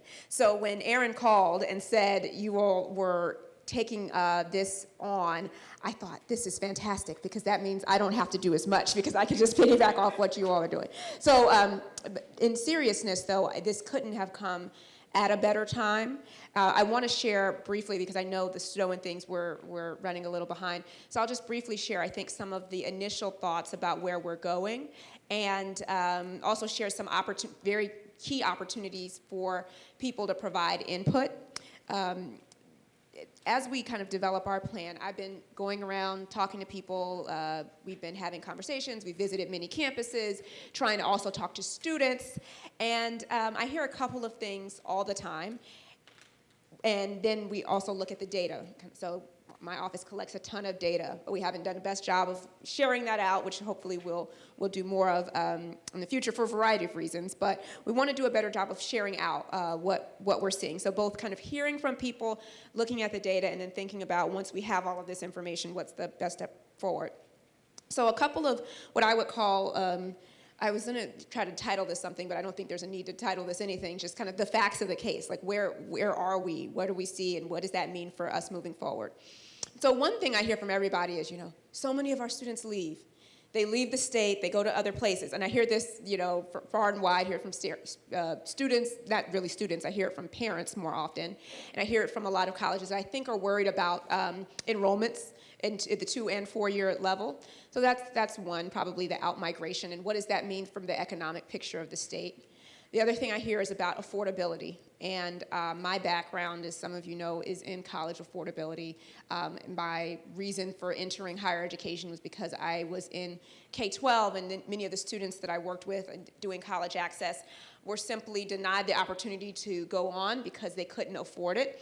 They didn't understand the process, and our solution for a number of years has been to just help them better understand the process. Like if we could just simplify the process, or if we could just give them all a mentor. But what I can tell you from talking to other people in other industries and people from other countries and just thinking about anything, if I told you the best way for you to save for retirement was to give everybody in this nation a personal retirement advisor and to walk them through the complicated nature of retirement, that's one way to do it. The other way is to create a Social Security system so that people have some kind of safety net, and to just create an automatic withdrawal system from their pension. And every expert will tell you the automatic thing where people don't have to think as much about these complex financial decisions is the way to go. So on affordability, it's about really setting up systems so that it's not up to the individual to figure out.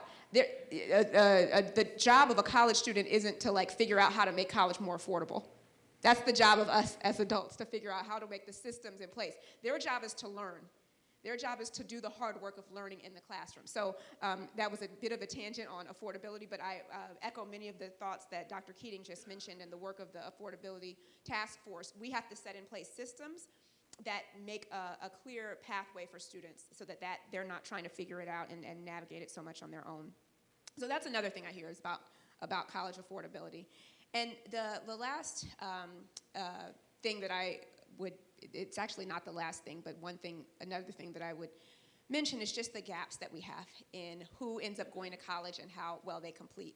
So this is very clear when you look at the data on college outcomes.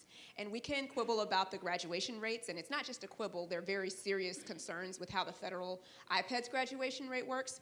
But at the end of the day, there are far too many people who started at one point with the idea that they were going to better their lives through higher education, and because we weren't able to support them the way they needed to, they now have a lot of times debt and no degree. And they become soured on the process, they become discouraged, but more importantly, they're out there in the workforce with the desire and the kind of personal will to do something, but we weren't able to help them figure it out. And this is not just within community colleges, but across the board. We need to do a better job helping people finish what they wanted to start.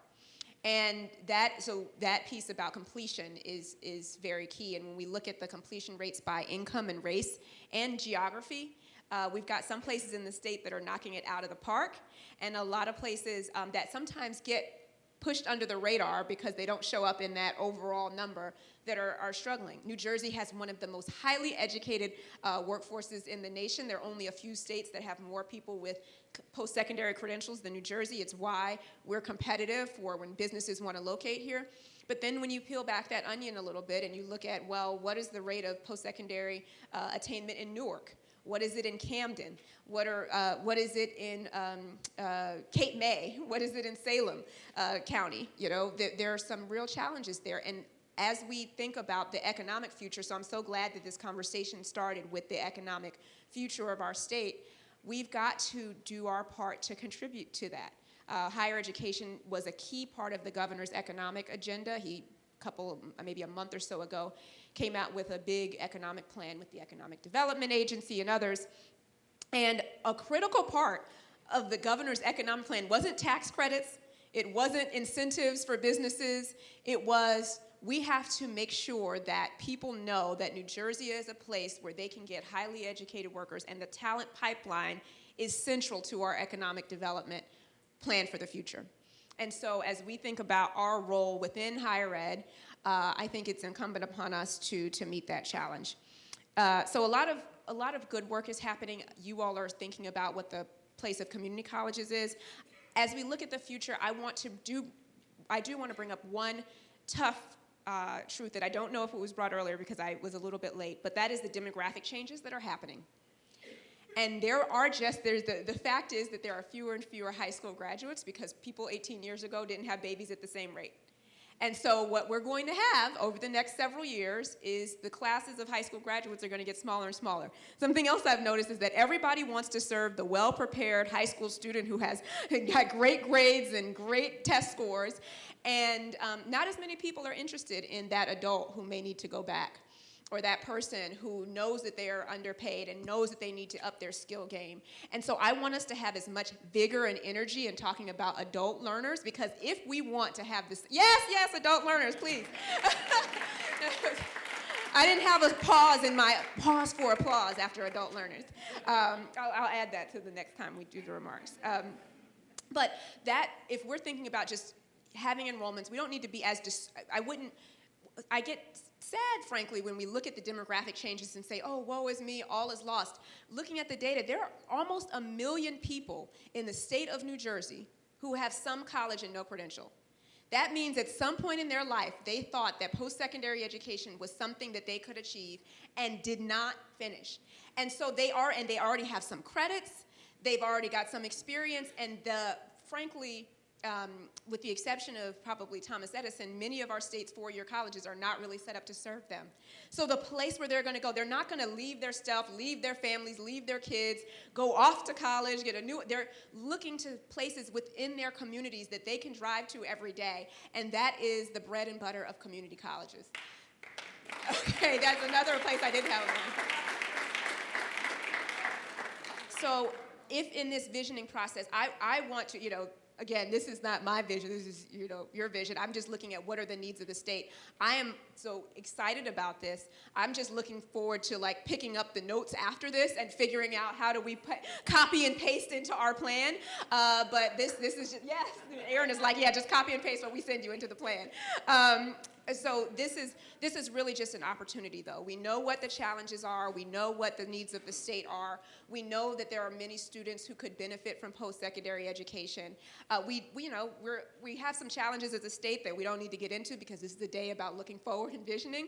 But if we can think about how do we put those systems in place, how do we change what we're doing to better align with the needs of the state, the needs of the students, we will strengthen this economy. We will grow the talent pool of our population, and we will see success because of higher education within the state of New Jersey, and I think community colleges are right at the center of that.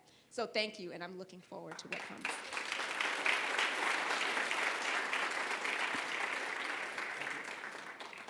Thank you, Secretary Smith-Ellis, and thank you for bringing your vision and passion to New Jersey and to this conversation. Thank you. So the snow and weather kind of set us back, so I'm going to keep the ball moving and ask our next speaker and our panel to join us on stage. Our next speaker is Dr. Moshe Kam, who's the Dean of the Newark College of Engineering, and we're having a panel with Dr. Steve Rose from Passaic County Community College, Dr. Margaret McMenamin, President of Union County College, and Jim Baroud. So if I could ask all four of them to join me on stage. Dean Kam is, as I said, the Dean of the Newark College of Engineering. Until August of 2014, he served as the head of electrical and computer engineering at Drexel, and he is the past president of the IEEE. He thinks a lot about the issues of the changing world, changing technology, and we are delighted to have him here to share his thoughts with us and then to have a panel discussion. So, Dr. Kam.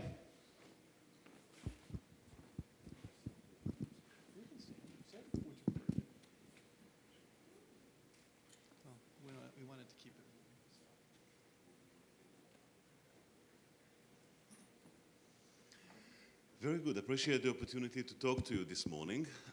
As indicated, I am the Dean of the Newark College of Engineering at NJIT and wanted to talk to you a little bit about trends and transformation in the engineering profession, which affects many of the students who study towards STEM disciplines in community colleges, and wanted to discuss what these trends mean to engineering education. Let me say a word or two of where I'm coming from. NJIT was created in 1885. It was at the time that a large number of schools in the East Coast decided that engineering needs to be tested. And we became the Newark College of Engineering about 100 years ago.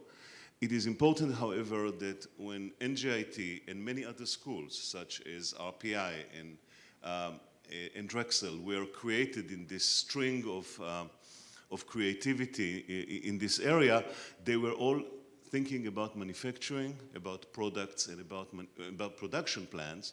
And this is kind of in our DNA, which requires that we now rethink the way that we organize ourselves and teach our students. NJIT today is a public research university. It has approximately 12,000 students. NCE, the Newark College of Engineering, is the largest college of engineering in New Jersey with approximately 6,000 students. I brag here about some of our more successful graduates, but I'll skip that for now. And I'll also indicate that we are offering almost all major engineering programs in almost all major engineering areas. Perhaps the only one that's really missing here is petroleum engineering, but biomedical, civil, chemical, computer, electrical, environmental, industrial, materials, mechanical, and pharmaceutical, which is a bit unusual and has to do with the fact that the pharmaceutical industry is very strong in the state. We are also starting now a School of Applied Engineering and Technology, which will be our liaison with community colleges. We put there all our engineering technology programs in two divisions. One is the built environment, and the other one is electrical and mechanical.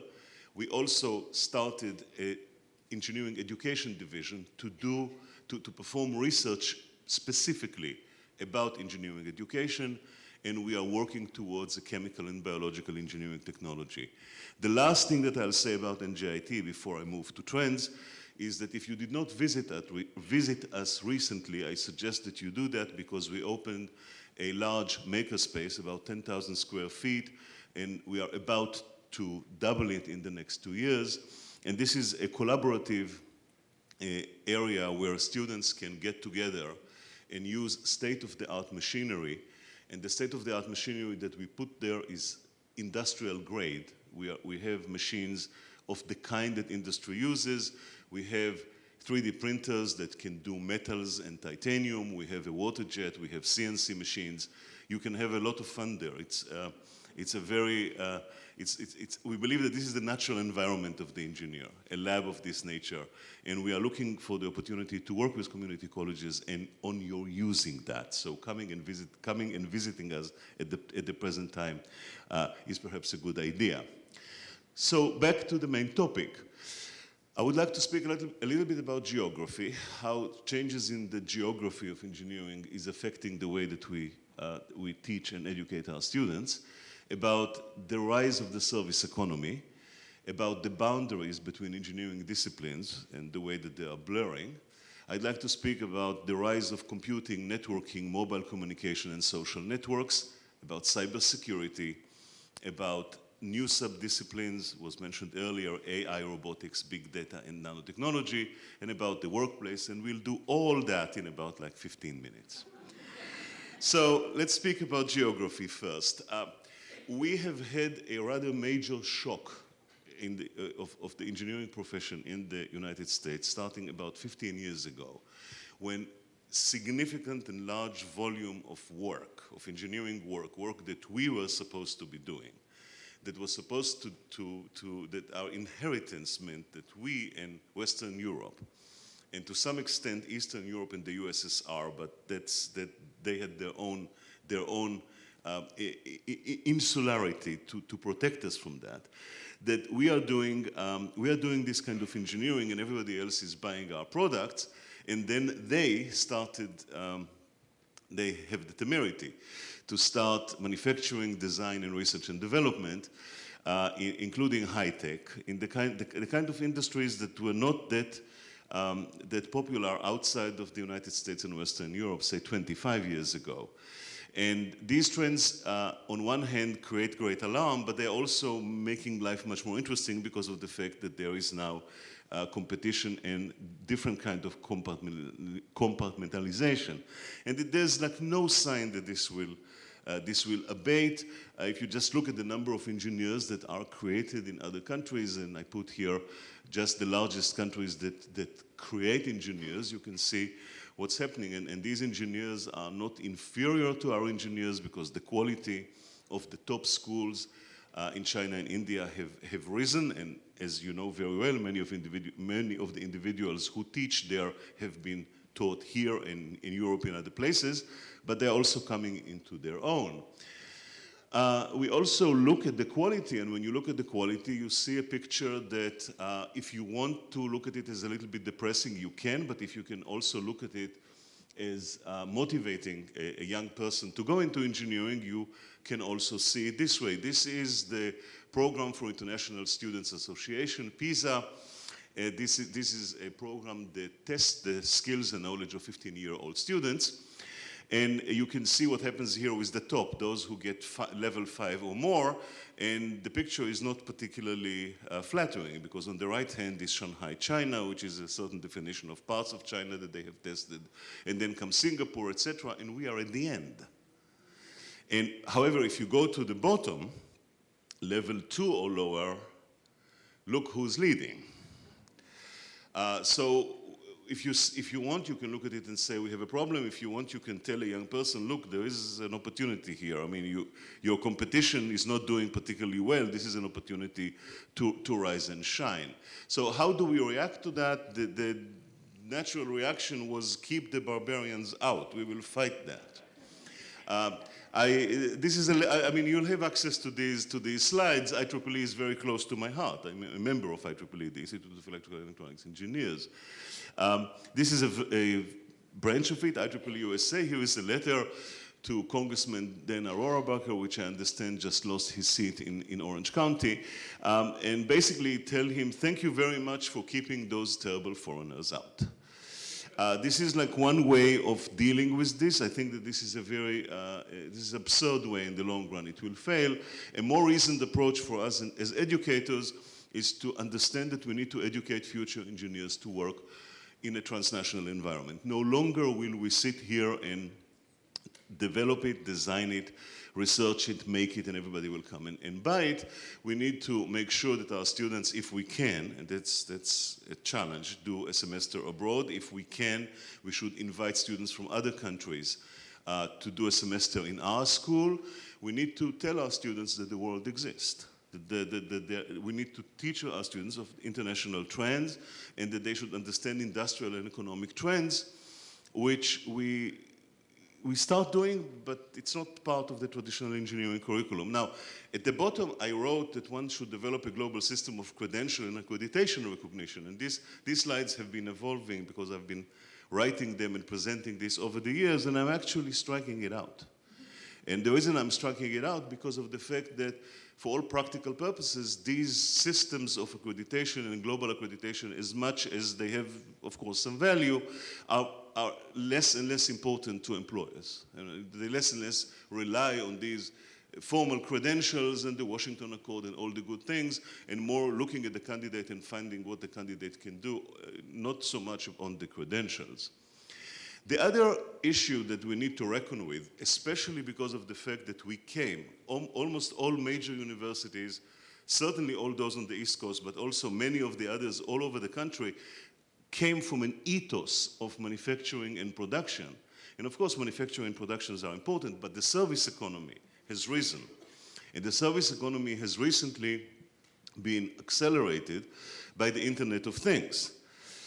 what we see is that there is an increased importance of the service sector. You can look at the Fortune 500 and try to ask ourselves about each one of these companies, is it service or is it manufacturing and production? And the answer is pretty clear.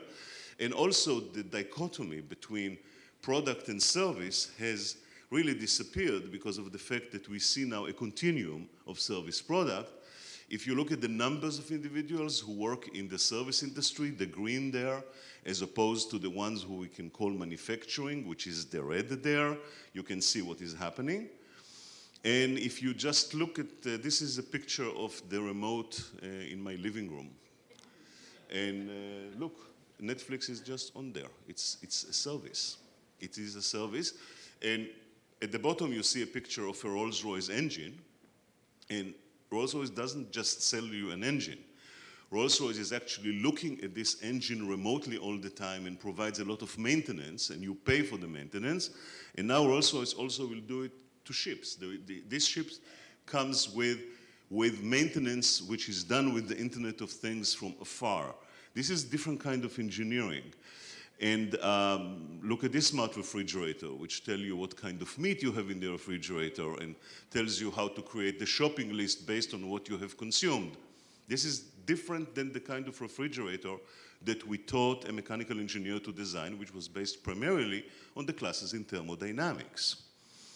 So the Internet of Things has become an integral part of contemporary manufacturing, which means that a mechanical engineer needs to know these things, and that the mechanical engineers need to know cybersecurity. Because if you devise the Internet of Things without understanding cybersecurity, it's a useless design.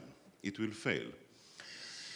The initial reaction was, this is beneath our dignity. And it took a couple of years. It took a couple of years to convince our faculty, and look, we are all old men and women usually, you know, people who came from a previous era, especially the ones who are senior, that we need to do this. We wanted to leave that to the servants, the computer scientists, you know, the marketers, you know, people who are inferior. And of course, this wouldn't work. And the service economy is here to stay. And we need to integrate it in the curriculum. And it means, and this ties to what I'll say in a minute about computing, that computing and networking and cybersecurity are actually topics that a civil engineer or a chemical engineer or a mechanical engineer needs to understand and master. And that means a totally different view of what our curriculum will look like or should look like in a couple of years. So it's not anymore about manufacturing products and production. These are very important. It is a sector. We are working on this. We are opening maker spaces for this. But that's not the only thing that we are doing. So now let's say a word about computing, about networking, about mobile communication, social networks. I don't need to convince you that computing is now an integral part of everything that we build as engineers. I mean, I used to go and destroy our family's car every weekend, kind of by tweaking it a little bit and looking under the hood, and my father would come and fix what I've done. I cannot do it anymore, and he cannot fix it anymore because of the fact that it is now a computerized system, which means that in order to understand it, in order to build it, in order to design it, in order to maintain it, a completely different set of skills is needed. And we need to provide students with the ability to select and adapt and assess computing tools and computing libraries. I still see classes that say computer-aided design. Well, there is no design which is not computer-aided. You can actually drop the computer-aided. They're all like that. And integrating the software and understanding algorithms and complexity and verification and testing and computer applications and programming, again, are becoming something which is fundamental. We are still educating many engineers who are illiterate about computing and networking, don't understand how social networks work, and believe that cybersecurity is something that comes at the end after the real design was finished. And of course, it is now at the beginning of the design. If we continue like that, and I'm sure we will not continue like that, but right now many programs in engineering still march like that, it's a march towards obsolescence because these engineers will not be particularly useful. And the initial reaction was, keep it to the computer scientists. And what is happening really is that we are all becoming, all engineers, we are becoming computer scientists with an application. A person who design a bridge which is embedded with sensors and where the infrastructure is monitored and where traffic is continually monitored and guided by control algorithms by a computer is becoming essentially a computer scientist with an application in transportation. I believe that computing, excuse the heresy, may replace calculus as the fundamental analytical skill that is needed by engineers. It may be, at the very least, at the same level. Not to say anything against physics-based calculus, but when you think about the skills that engineers do, computing becomes a skill and we'll adapt or we will die. I want to make a comment about AI technology and big data and say this. These are, of course, very important. These are, of course, topics that enter the engineering curriculum, especially through machine learning when we speak about AI. I suggest, however, that we do all this in good taste because of the fact that there is a tendency when these new technologies come and show their strength to believe that they have solved all problems of humanity. And those of you who have been around when fuzzy logic was supposed to solve all problems of humanity and when neural network was supposed to solve all problems of humanity will get the same flavor of religious fervor that you hear from individuals who advocate the new technologies. Yes, they need to enter the curriculum. No, it's not the end of history. The work of engineers is done increasingly by others, and the boundaries between disciplines are blurring. I don't have time to go over all this, but I took this from a page of mechanical engineering in Lehigh, and if I didn't tell you that this is mechanical engineering at Lehigh, you may think that this may be electrical engineering by the topics. And the same thing would happen to you if you look at this, which is a page from biomedical engineering at Georgia Tech. And once again, if I didn't tell you, and if they didn't put biomedical before some of the subjects, you would again think that this is electrical engineering curriculum. So it's no longer that you can make these clear distinction between the boundaries, and the initial reaction, and the reaction of some of our faculty is still like that. Fight these invaders. This course belongs to us. Okay? And consequently, by the way, and this I don't want to pretend that I solved this problem in my own institution, we are still teaching optimal control to electrical engineers, optimal control to mechanical engineers, optimal control to chemical engineers, as if the Jacobi-Bellman equations are different when you're a chemical engineer than when you're an electrical engineer, and they are not. And what we ought to do, and what increasingly good schools are doing, is they are developing bridge between disciplines, minors, joint degrees, educating young engineers to work together in teams, putting them in design projects every semester, every term, every year, every term, every year, every semester, and make them cross-disciplinary teams and work at the intersection, because the work is at the intersection of different disciplines, and increasingly life sciences is also becoming a part of this intersection, not just engineering and mathematics. This is an example of a degree from Strathclyde in Glasgow. There is no such degree in the United States yet, but maybe we will have one, which is a degree in electrical and mechanical engineering. The workplace that we are preparing our students for is also changing. The long-term tenure of engineers in a single company is becoming less common.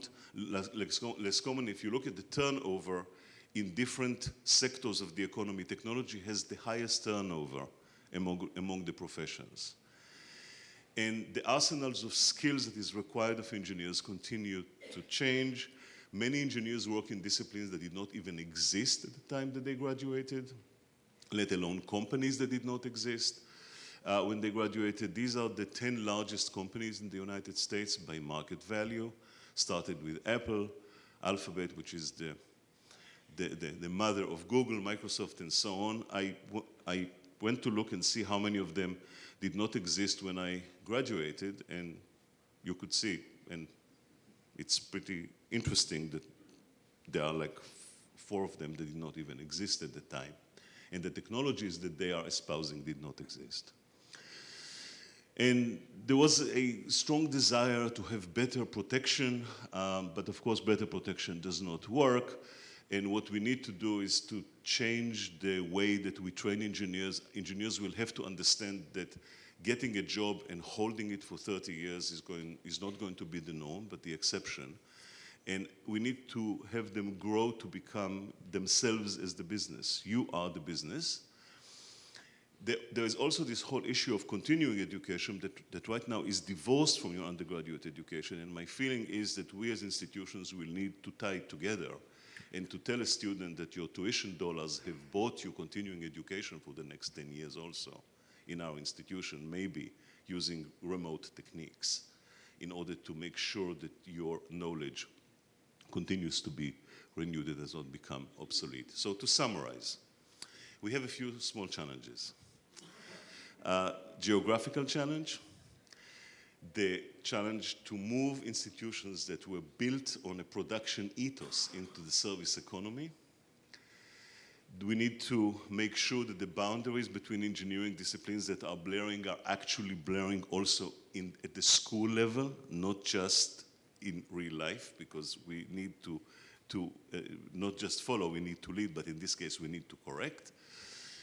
We need to understand that all engineers need to understand, and this should be part of the curriculum, which right now it is not. Computing, networking, mobile communication. I didn't say much about social networks, but this, of course, is increasingly an important and interesting challenge. That cybersecurity is now an obligation of every engineer. You cannot leave it to someone else or hope that the expert will come and fix it. That there are new subdisciplines that need to be integrated, but cautiously, and that we need to prepare engineers to a workplace that has changed significantly. We are living in exciting times. Thank you.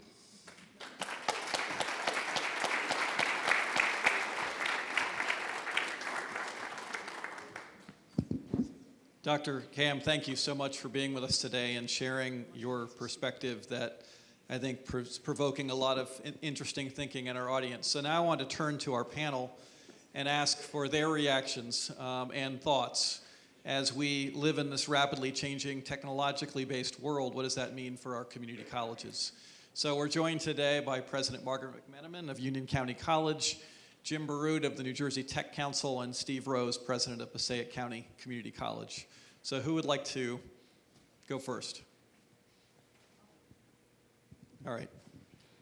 Well, this is an exciting time, certainly. And some of you know I had a 100-year-old mother, and she talked to me about what it was like in the 1920s, when the 19 teens and 20s, when the horseless carriage came around, and people always wondered if we'd continue if we would use that. You know, it stunk and it was noisy and all that, and it makes me think about what we're going through now with this technological revolution. We still have faculty who are yelling at students for having a cell phone in the classroom, and what the professor here talked about was a total transformation of higher education and the preparation of our students. So somehow in community colleges, we have to get past the things that we're talking about, complaining about students using cell phones and technology, and start embracing what's happening. We have to do it for two reasons. Our environment. Our students expect it, and if we don't do this, if we don't launch ourselves rapidly into this future, this exciting future, our competitors and I'm not talking about the Passaics and the Salems and the Cumberlands, I'm talking about the Googles and the Amazons and the Facebooks, are going to come into our sector and start providing the educational experiences that our students are expecting of them. So that is our challenge. We've got to shed our fears of the future, just as they did when they had to give up old Bessie the mule or the horse and embrace that little Model T. And we've got to launch ourselves, holding hands if we're frightened by this change, into a future that is going to be all about technology, gamification, artificial intelligence. the tremendous use of data that we are not doing right now. And frankly, I had a new board member come onto campus about 2 months ago, and all he would talk about was blockchain and the potential for blockchain in higher education with decentralized data records and things like that. So if we have any registrars in the audience, you got to start thinking about that as well.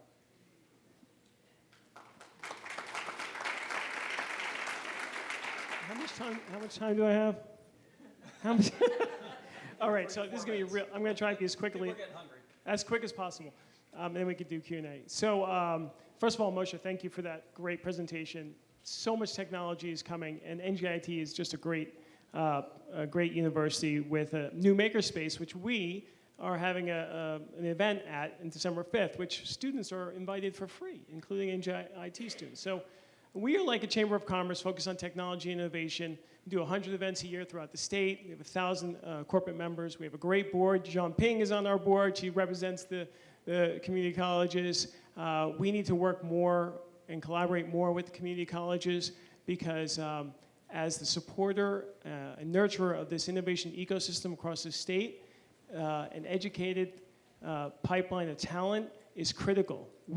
This industry, our economy cannot grow with more good employees that can work for these small and large companies that need talent, and talent that is always being upgraded. Everything is changing so quickly. So I had three topics I wanted to talk about. Disruption, entrepreneurship, motivation, is this working? And love. So is this working? Okay. So disruption, we all know about all the technological disruptions. Everything is changing so quickly. We are moving toward a gig economy. You know this, right? So most people are not going to have 12 to 20 jobs throughout their career, right? 12 to 20 jobs. That's crazy, right?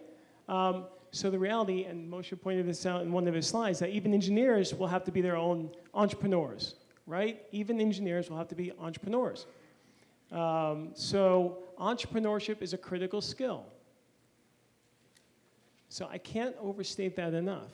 Whether they're going to work for themselves, work for a small business or a growth business or a large business, understanding innovation, they need to have these skills. So whatever you can do, I know you guys are doing more and more, and the universities are doing more and more. Whatever you can do to teach these skills is going to be much appreciated and useful for them in the short and long term.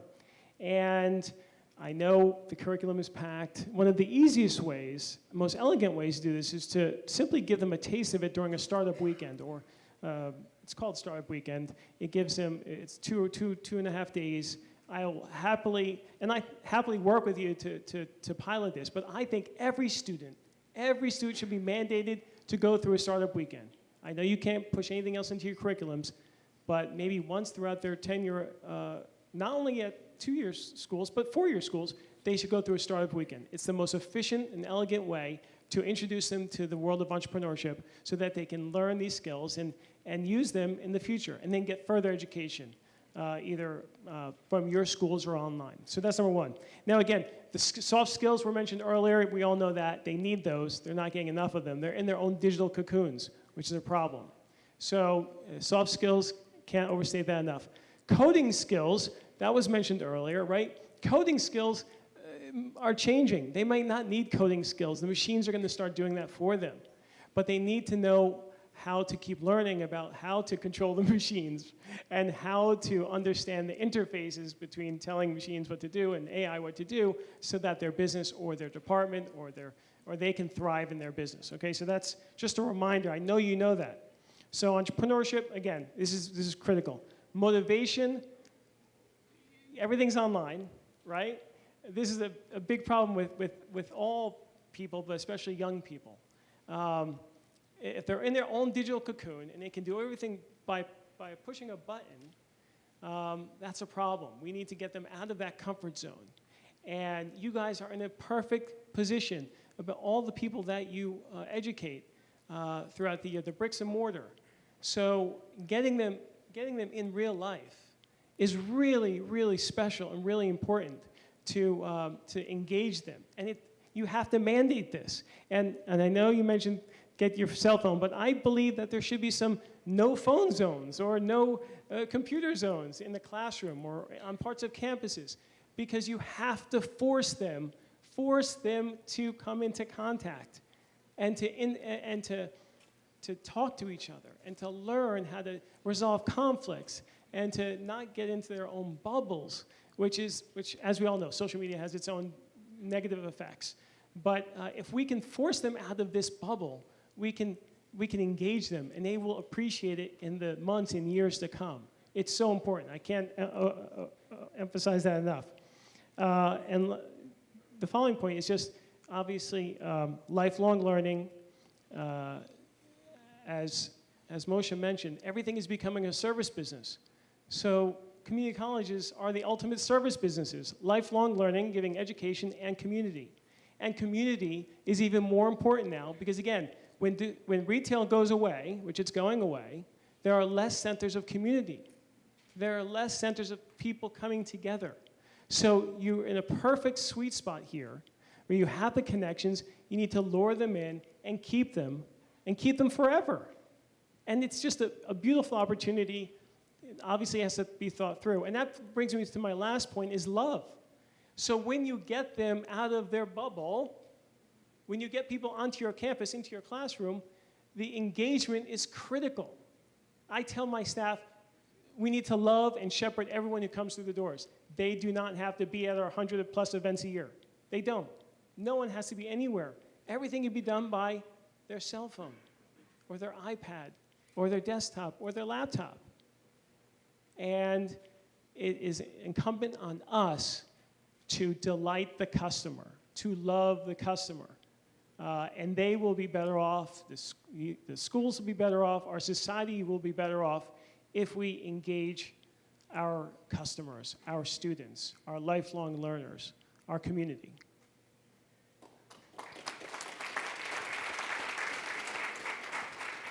President Rose. All right. So a couple of quick points. First, NJIT is the perfect partner for community colleges. And we have very few that I would say are perfect partners. Your faculty work with our faculty to ensure that when students transfer from our institution, it is seamless. And we hear it all the time. When students transfer from us to you, it works. So NJIT, that's a model. But I'm going to bring it back to something that's real important for us. You know, we're one of the roles of community colleges. We're an anchor in a locality. We try to be in our community something which helps bring this community along. Now we're talking about technology, and we're talking about what we talk about all the time: our students. In my place, most high school students who enter our college can't get into these programs. They are already at such a low level in some cases that it's so tough to bring them up. So one of the roles that we have to play is we've got to work with K through 12 to ensure that these students have every chance that every student has. So my place was very fortunate recently. We got a federal grant, a 7-year federal grant, rare things to get. We are taking 200 students in 7th grade in Patterson, and we are going to be working with these students. Every summer they're going to come to us, after school programs, Saturday programs, and these are STEM-based programs, and we're going to be working with these 200 7th graders who, if you go back historically, would get to the community college and their math level would be pretty low, their science level would be pretty low, and we get some that can transfer to NJIT, but unfortunately not enough. We take these 200 students from 7th grade and we follow them all the way through. We're going to have a lot more students for you 7 years from now. These are the kind of things that we have to worry about, you know, at community colleges, because equity, access, you know, that's what we're about, and that's still an issue today. As our secretary said before, this state has some of the most wonderful schools in the country. We have the best educated population, but boy, do we have gaps. And it's something that we really do have to work on. One last point. You know, we also talk about all this technology and everything else. But on our campuses, and we actually had a meeting about this week at my place, we still have students who the only way they get a paper done is to write it on their cell phone. Right, Maggie's going the same thing. They don't have a laptop, they don't have a tablet, they don't have broadband at home. You know, they use our colleges. You see them sitting around, and the only thing that they can do is try and write that paper on that cell phone. And we're dealing with the basics. And, you know, to ensure that these students are able to take advantage of everything and be ready for this world, we've got to make sure that they're prepared. And, you know, we've got to worry about stuff like that, of how do we get them something decent to write a paper on and do those kind of things. So a lot of work to do. Great, thank you. So thank you to our panelists. So Dr. Kam will give you the final thought, and on behalf of all of us, thank you for NJIT being a tremendous partner, and we're all very excited about your new School of Applied Technology and the partnerships. But as you hear the panelists and you reflect on the future of community colleges, what are some parting thoughts you can leave with us? Thank you. So I appreciate all these nice words, but as I said, I sincerely invite you to visit us, especially now if you have not been there recently. We'll be very glad to show you our facilities, especially the makerspace, and see how we can work with you together. So I wrote down what I think are the top 3 challenges, and interestingly enough, they are all curriculum challenges. And the reason that this is meaningful is the following. I ask myself at the end of every week, which is, as you can imagine, full of combat and battle, what are we fighting over? What are the most contentious issues? So when you ask yourself what's most important to, say, our faculty, some people would look at it and say probably money, right? But money actually is not on the top of the list. Money is like third. The second is space, and the most fierce and difficult wars are on curriculum. That's the most important thing to our faculty.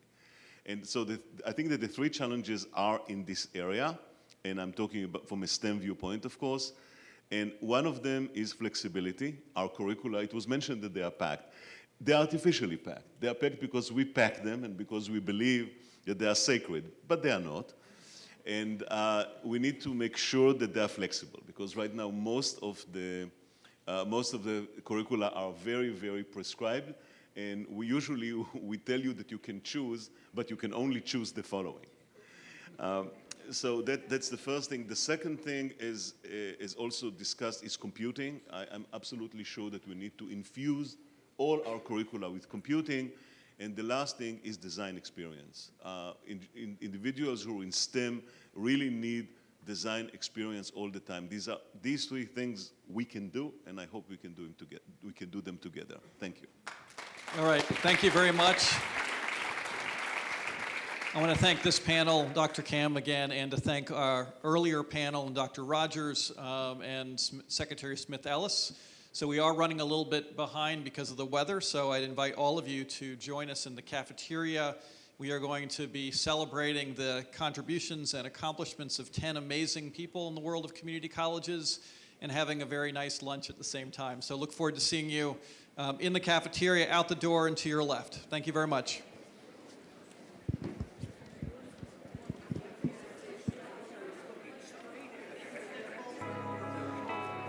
Vision 2028 Leadership Summit, a framework for the future of New Jersey's community colleges. Thank you for watching the live stream of the Vision 2028 Leadership Summit. Community colleges are well positioned to play a significant role in addressing many of the challenges and opportunities facing New Jersey. We need your perspectives, your partnership, and your ideas for innovation, both now and in the years ahead. Please provide your suggestions for the future via our online idea box at www.surveymonkey.com/r/vision2028 NJCCC.